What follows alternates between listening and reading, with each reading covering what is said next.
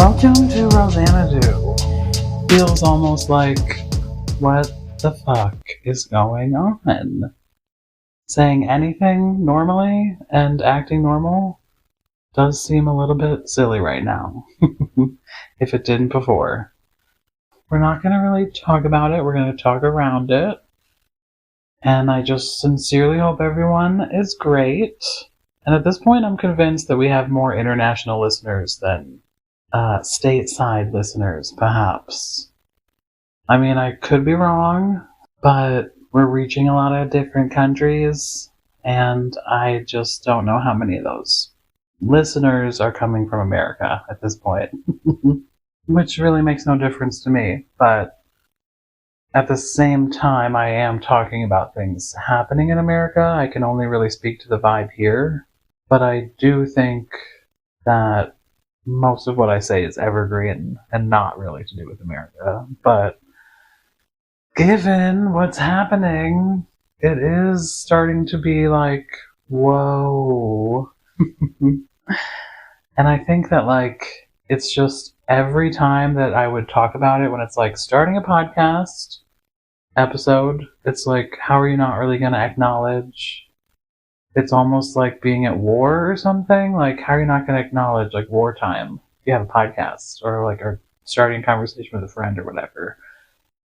But it's just an opportunity for me personally to remember, like, what it is that I want to cultivate and, like, not necessarily slide away from that just because of the chaos happening around me. It's not happening to me, and I can choose to disengage. And so that is like something I'm having to choose over and over. And something I'm very grateful for to have like learned about energetic boundaries. Because as we know, everything is energy. And so feelings are energy, and there's a collective energy, and there are energies happening in whatever place you are. And so like creating a baseline grounding practice and like protecting my energy practice has really helped me deal with work and going to Walmart and like if I have to go in a store, feeling okay and not like absorbing other people's vibe. I think I've said before, it's like I'm happy for everyone who doesn't have to deal with this type of shit or doesn't have to do this and they don't care or they don't feel it and they don't have whatever I have going on where I was trained to be an empath, basically.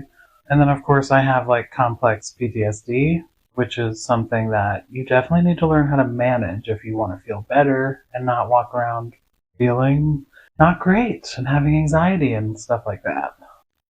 Those are things that I can speak on from my personal experience. And I do think, though, that like you don't have to have CPTSD to benefit from or to be an empath. And you don't have to have any of the things I've described to feel energy and be affected by energy. So I do think it's still like beneficial to talk about, and I'm not like the only one. So I need to get over it and embrace it to the point where like I can talk about it without qualifying it. So maybe in the next episode I'll be there, but I guess today I'm still a little bit guarded. And that's okay, because it's like you don't want everyone to know that you have what you have, but at the same time, it's empowering to own it, especially when you're at a point where like you are managing it. So I'm proud of all of us for managing all the things that we have going on, individually and collectively. And I know that this is like a small kind of niche podcast, but I am here for y'all, and like I'm here for the conversations that we have. And I'm super happy to talk when we do, because it feels good to me. So that's why I do it. And I don't think I'm going to stop, because it just feels so right. Also, I don't like feel a responsibility to talk about the frickin' files. Not up to me to solve this, but it is something that gives me much pause and makes me reconsider a lot of things again, sort of like the pandemic did, which I know I've talked like ad nauseum about at this point to the more seasoned Rosie. I'm just returning to constantly, I'm in control of like what I care about. and I'm in control of my life. And what I want to have happen can still happen, and what I value is still valuable. And like me and my family are safe, and it's like sort of at that point where like re-upping my affirmation game has been important to like tell myself I'm safe, I'm okay, we're good, we're still good, like. And I don't know if anyone else is like affected by this at all. Maybe we're all just like super desensitized and don't give a shit. And maybe this is just how I process as a person, or maybe this is just how I am dealing with it, because like Jay is part of a generation that's definitely embracing knowledge, embracing the zeitgeist, let's say. And I suppose that you do that when you're at a young age, and so you have all this access to it on TikTok and YouTube that they have. So it's like even more something that they're into talking about. So I'm definitely hearing it from him. And it's like, if it were just me, I would just not even look at it, and I'm not. Like, I have personally not looked at who is and isn't in them. And that's information I'm like getting from Jay. And it's just, he told me that Brad Pitt won. And I saw that George W. and Barack are not. And that pleased me. But it's like everyone is still implicit and like probably part of it to some degree too. And even if they're not, that's sort of besides the point to me, because I'm like, well, that was on purpose so that people would keep it, so that like everything would seem fine. But it's just like, well, at this point, it doesn't really matter the nitty gritty of it. Like, I'm doing exactly what I say I'm not going to, although we do need to process it, and I'm allowed to process it. So for myself, like, it's okay. But I don't want to think about it, and I don't want to process it. It shouldn't be something that I have to acknowledge or learn about or process. But it is like, I don't know how much forward I can go in general with the media, like partaking at all. And now at this point, I'm just like, definitely back to the dream of like just separating myself even more, and missing when I like had a house on land. Surrounded by land. And that's the vibe, I think. Which, I don't care. There's nothing about a city that I miss too much. But I am privileged to live close to one. Do you see how meandering this is? Because I'm trying not to really talk about it, because it's like, I don't want to talk about it. I'm sure no one else does. So, whatever. I guess that's it for now. But I'm just like, I'm very pissed, and I'm very mad and angry and upset. And it's hard to look away. I will say that much. So like during COVID, it's like I could look away because I knew that I was just like going to not, I was just going to try not to get it and go through with that. But I was like going to stop buying into any narrative if I was at that point. You know what I mean? Like, you guys get it. I'm a fucking anarchist. I don't give a shit. Like, I never wanted to buy into any of it, and nor did I. So when you grow up disenfranchised, you can see from the outside what is happening. And so I grew up knowing it was all for fucking nothing, except for profit. And so I've chosen not to give a fuck my whole life. But you do get sucked into this or that. But then I think I made a very conscious decision in 2020. Talked about it, like I said, a lot on here, I know. But just decided to say I'm done with the news and like staying informed in like this classical way that is not important at all, because it's just, at this point, you're going to have to be more discerning if you want to do that.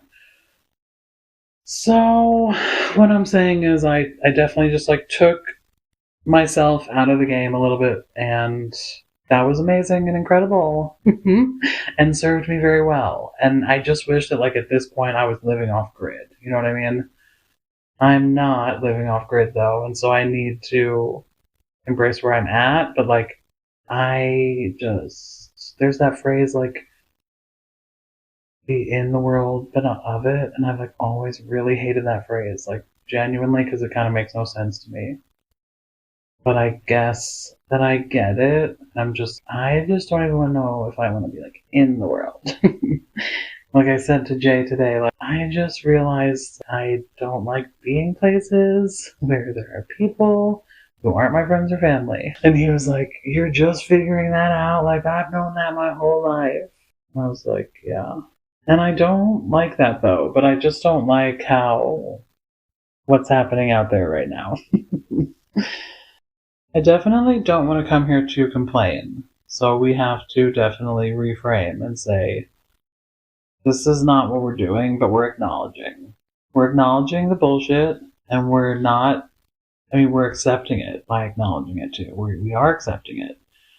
And we're accepting that it's not ours to fix, but ours to deal with in a way that is going to help ourselves. Because that's like the only way we can help. And for me, that is being like, well, fuck this. I am done. And they need to be put out to pasture, and that's just about it. No more rehashing. Just like a steady, I don't give it my attention, and I don't need it, nor did I ever. And I think that there are good things happening, and that it's not a question of like, are good things happening too? It's just a question of, fuck these people, it's fucking over for them, and like, move on.org. It's just done. We're done.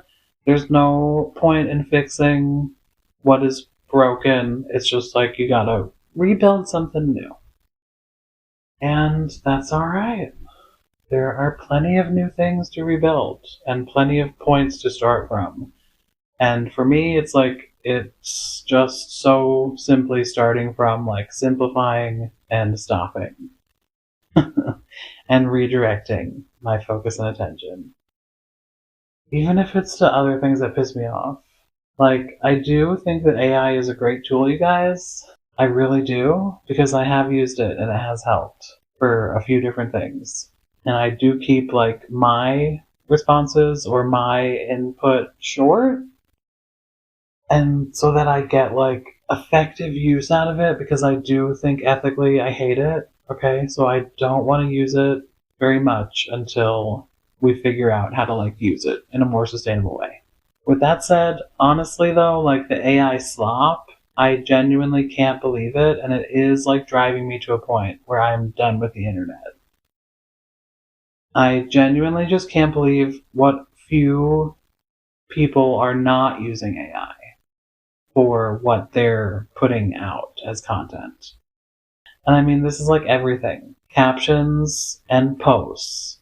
Almost everything I'm seeing is fucking unedited AI. Slop is like a nice word for what it is. And I just want to say again, to the AI, I appreciate you and your job, and I appreciate that it's useful. I appreciate the useful aspects of AI. I really do. But to me, honestly, it's like gone way too far. Our use of it is just like disturbing me to the point where like I don't understand. Like, if you're capable of getting yourself to a point where you're visible, why are you using AI now to replace your voice? I can't believe that everyone's doing it.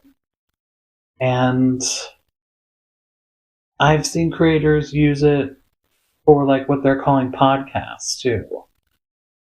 And it doesn't really sound like them. And it's just like pictures. It's too polished and perfect, and it's just bullshit.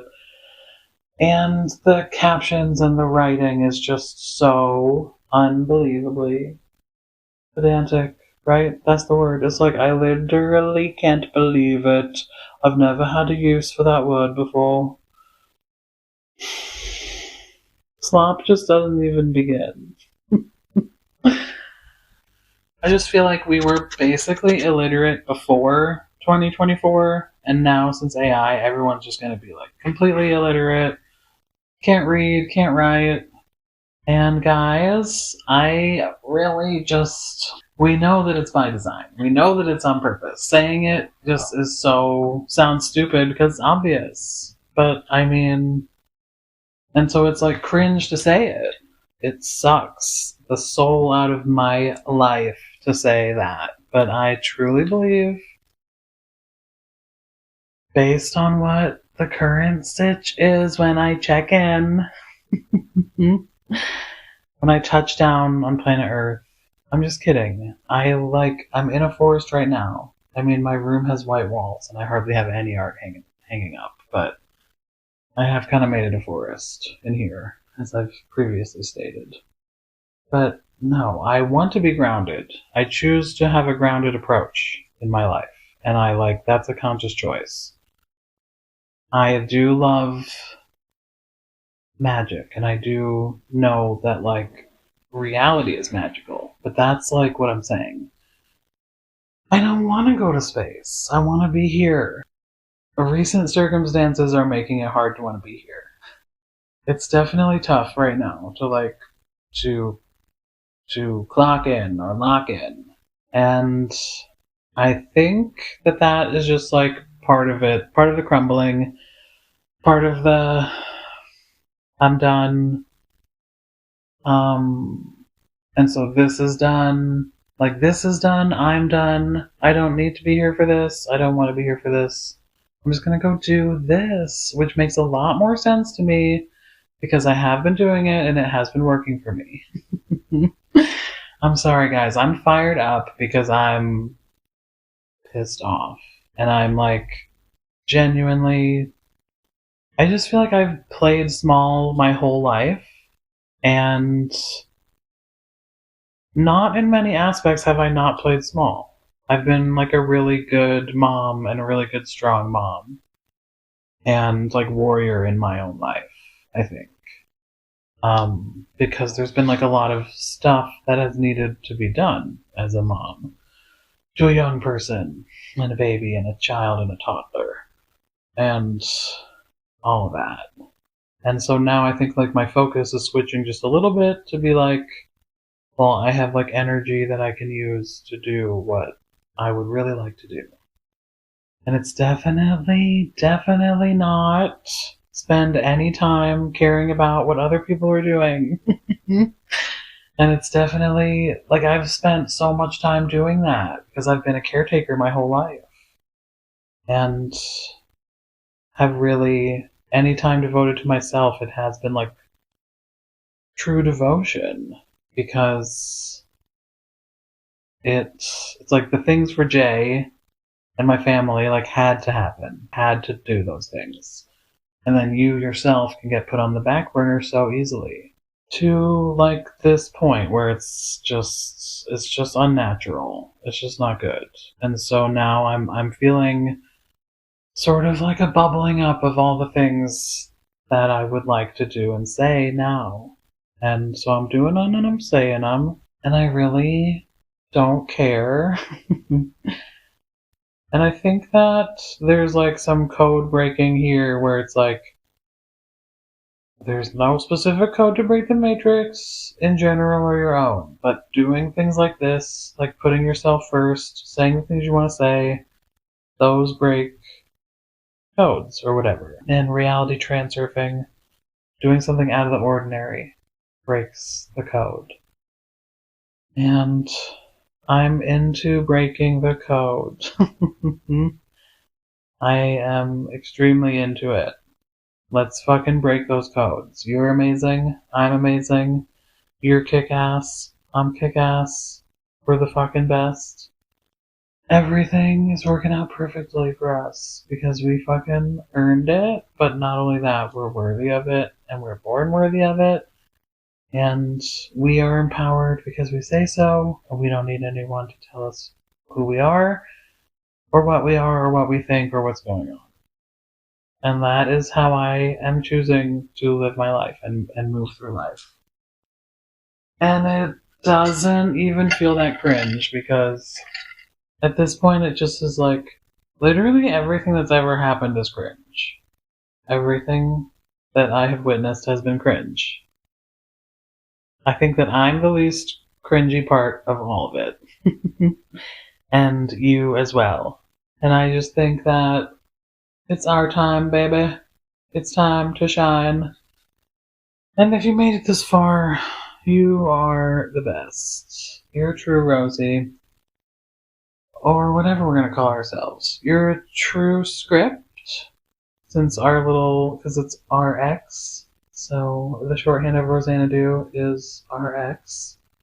So maybe I'm the doctor and you're my little scripts. Do you like that? It's honestly just, I love talking to you guys. I feel like whoever's listening, you're my people. We can talk about it. Let me know what you want to talk about. I, of course, want to talk more about Queen. I genuinely can't believe the musical explosion happening in my house right now. You guys, Jay can name all 15 Pink Floyd albums in order. Okay? He also can name, well, I won't even get into it because we could be here all night, but he's starting to listen to the Beatles now.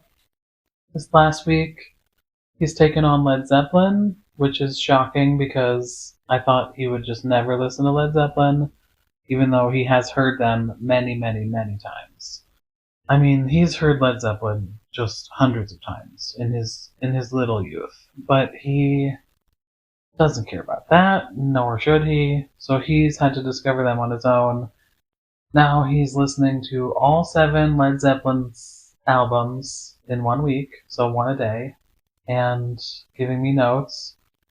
And he likes all the best songs, and all the songs he likes are all the songs that I like from each album. It's just like the funniest thing. I truly can't even believe it. I mean, I'm not surprised, really, but I am because it's wonderful. So yeah, he started listening to the Beatles, which also he was sure he would not really like, and that they were overhyped, which I get it. You could make the case that they are overrated, I guess. But then when you really listen to them, it's, no, this is like real music, and doesn't sound 60 years old. And the fact that it was like the first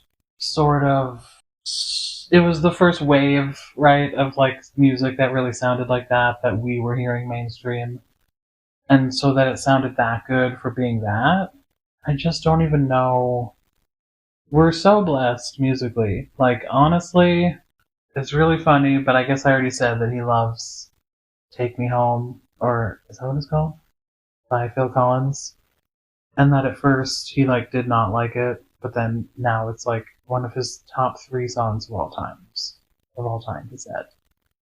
For some reason this year, like this past year, I would put on Hotel California a lot. I think because it's kind of like a summery jam, and it's just as cinematic, and I love the beginning of it, and then I would just usually end up listening to the whole song, and I sort of think, like I thought he resented it and didn't like that song because he was always quiet, and I think he's like made fun of it in the past, which is totally acceptable, and like, I don't care, it's whatever. But it's just funny because now he plays it like twice a day. He plays it when he showers, he plays it in the car, or he'll just put it on, he sings it.